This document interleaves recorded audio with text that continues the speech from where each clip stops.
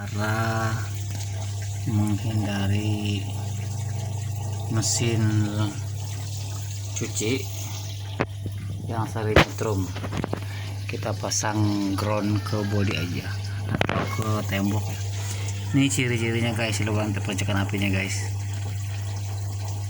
Dia kan ada mengeluarkan percikan api guys, ya. Nah, itu artinya mesin cuci ini nyetrum guys. Kita pasang ground guys ya, bagi rekan-rekan yang sering mengalami seperti ini, kita pasang ke tembok besi atau skrup atau paku, lalu ininya kita ke bodinya guys, ground. Jadi ini tidak akan menyetrum karena dia kurang ground ini guys, karena faktor usia mesin sudah mulai lama.